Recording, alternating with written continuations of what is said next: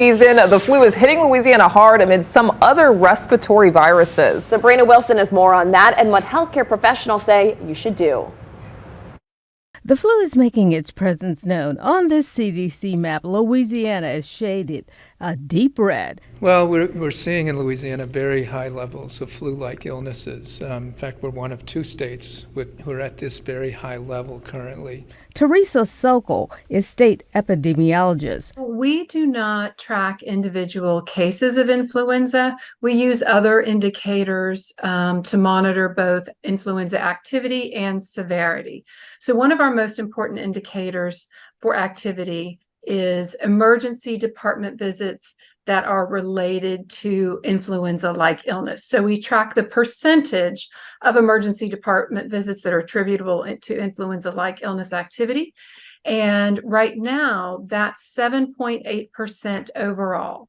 Now, there's variability according to different age groups. She says 3.7% is the regional baseline. So once we get above 3.7, we know that there's a high level of activity, that there's a lot of flu virus circulating in our communities.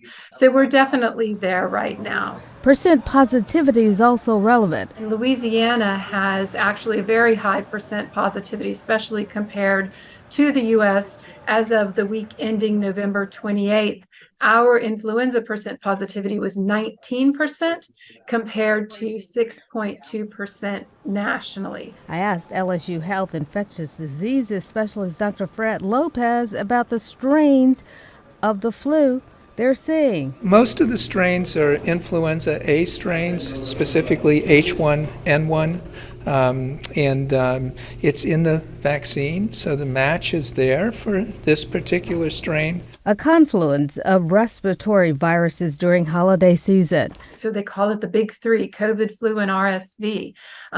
Luckily, there is a vaccine, certainly for everyone 6 months and older, for flu and for COVID.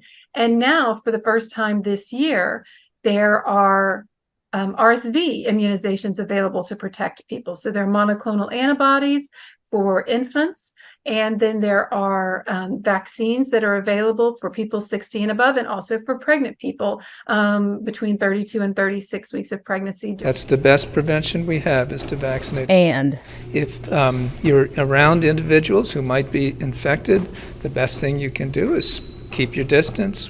Everybody should wear masks around individuals who are ill if possible, particularly if you're susceptible to complications of these viral illnesses. And wash your hands, wash your hands, wash your hands. I'm Sabrina Wilson, Fox 8 Local First. And state epidemiologists say they are seeing deaths being reported for COVID, flu, and RSV so far this season.